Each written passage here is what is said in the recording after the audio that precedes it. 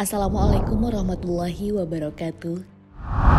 Sahabat beriman, berbicara tentang sahabat Nabi, maka ingatan kita tak akan jauh-jauh dari mereka yang hidup di Jazirah Arab, pernah bertemu dan dekat dengan Nabi. Akan tetapi, berangkat dari definisi barusan, kalian mungkin bakal terkejut jika jauh dari Jazirah Arab hidup salah seorang lelaki yang dipercaya merupakan sahabat Rasulullah Shallallahu Alaihi Wasallam. Lebih mengejutkannya lagi, sahabat itu hidup di tanah tercinta kita, Nusantara. Penasaran? Bagaimana bisa orang yang hidupnya jauh dari Rasulullah disebut sebagai sahabat beliau?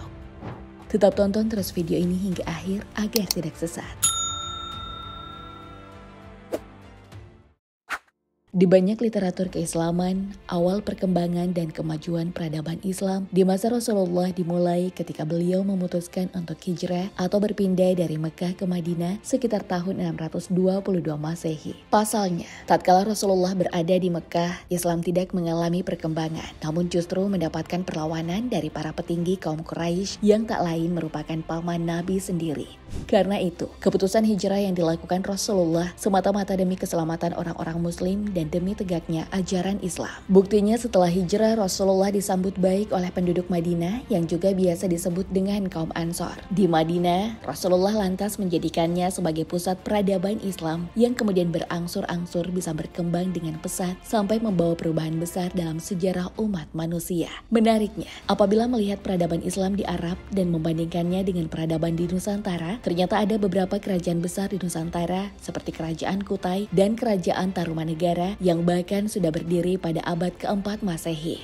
Tak cukup sampai di situ. Berdasarkan bukti-bukti yang ditemukan, entah itu berupa prasasti atau manuskrip kuno, juga semakin menegaskan bahwa dua kerajaan Nusantara tersebut merupakan kerajaan tertua di Indonesia yang menganut kepercayaan Hindu-Buddha. Dengan demikian, sesuai dengan kurun waktu berdirinya kerajaan tertua di Nusantara itu, sehingga bukanlah hal yang tak mungkin jika saat Rasulullah Shallallahu Alaihi Wasallam membangun peradaban Islam di Jazirah Arab, ajaran yang dibawa oleh beliau juga bisa sampai ke Nusantara. Apalagi berdasarkan teori Mekah, masuknya ajaran Islam ke Nusantara dimulai sekitar abad ke-7 yang dibawa langsung dari Timur Tengah melalui para pedagang Muslim Arab. Yang mengejutkan, menurut salah seorang dosen filsafat Islam bernama Dr. Muhammad Babul Ulum, banyak bukti sejarah yang menguatkan adanya hubungan Nusantara dengan peradaban awal Islam di Arab. Bahkan bukti sejarah itu juga mengungkap adanya komunikasi secara langsung antara Rasulullah Shallallahu Alaihi Wasallam dengan segelintir orang Nusantara. Seperti yang telah kalian simak di awal video ini, seseorang bisa dikatakan sahabat Nabi apabila dirinya pernah bertemu, melihat dan dekat dengan Rasulullah di Jazirah Arab. Nah, sesuai dengan pernyataan Dr. Muhammad Babul Ulum tadi, bukti sejarah yang membenarkan adanya sahabat Nabi dari Nusantara dituliskan di beberapa kitab seperti kitab Usud Al-Ghobah karya Ibnu Al-Atsir, kitab Lisan Al-Mizan karya Ibnu Hajar Al-Asqalani, dan kitab Bihar Al-Anwar karya Muhammad Baqir Al-Majlizi. Dalam kitab-kitab tersebut, sahabat Nabi dari Nusantara diabadikan dengan nama Sri Baduga Malik Al-Hind.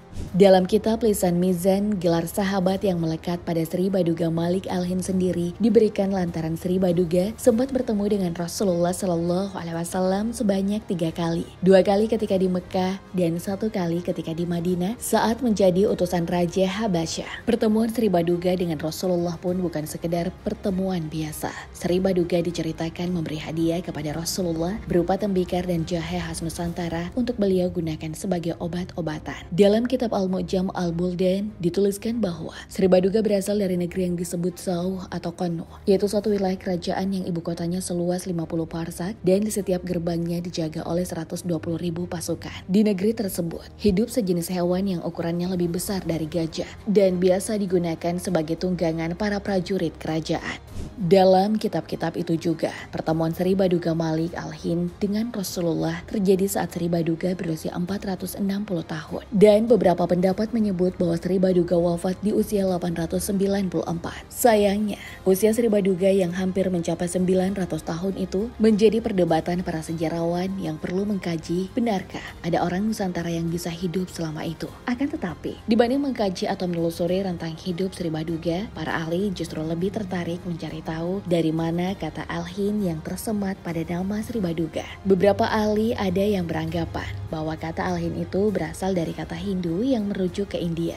Namun beberapa ahli lainnya menepis anggapan Barusan dengan alasan istilah Hindu bukan berasal dari India, melainkan berasal dari penulis Inggris pada tahun 1830 untuk menggambarkan kepercayaan penduduk negeri jajahannya. Berbeda dengan penulis kitab-kitab klasik Arab yang berpendapat bahwa kata Al-Hind adalah kata yang tertuju pada negeri-negeri yang dilalui garis khatulistiwa, yaitu Nusantara. Apalagi, hal tersebut juga selaras dengan kata Hindia yang digunakan oleh bangsa Eropa di masa kolonial untuk menyebut Nusantara. Mungkin setelah mendengar beberapa pendapat barusan, banyak di antara kalian yang tak percaya jika Sri Baduga Malik Al-Hind adalah keturunan Nusantara. Terlebih lagi, membuktikan kebenaran Sri Baduga sebagai sahabat Rasulullah. Tidak cukup meyakinkan bila hanya menelusuri dari mana namanya berasal. Karena itu, kalian bisa buktikan sendiri dengan melihat kitab lisan Al-Mizan karya Ibnu Hajar Al-Asqalani, di mana pada biografi tokoh nomor 3359 dituliskan, Abu Musa Al-Madini menyebutnya dalam kitab Zail Ma'rifat Asy-Syahabah melalui jalur Bishr bin Ahmad Al-Isfarani, temannya Yahya bin Yahya Al-Nisaburi, bahwa Bishr berkata, aku mendengar Maki bin Ahmad Al-Barzanji berkata, aku mendengar Ishaq bin Ibrahim Al-Dusi yang saat itu berumur 97 tahun berkata, aku melihat Sri Baduga Al-Hind dan aku bertanya berapa umurnya. Sri Baduga kemudian berkata 925 tahun dan juga menceritakan bahwa Rasulullah telah mengutus beberapa sahabat seperti Huzaifah bin Yaman, Usama bin Zaid, Safina, Syuhaib, Abu Musa Al-Asy'ari untuk mengajaknya masuk Islam, dan ia pun masuk Islam serta menerima surat dari Rasulullah. Akan tetapi pendapat Ibnu Hajar Al-Asqalani itu dibantu oleh Az-Zahabi dalam kitab At-Tadrijnya dengan berkata informasi itu jelas-jelas dusta. Namun Ibnu Hajar dengan cepat merespon pendapat Az-Zahabi, di mana ia menjelaskan bahwa yang meriwayatkan kisah tentang Sri Baduga Malik Al-Hind lebih dipercaya daripada yang meragukannya. Bahkan semua yang berusaha untuk mengungkap sosok Sri Baduga lebih bisa dipercaya.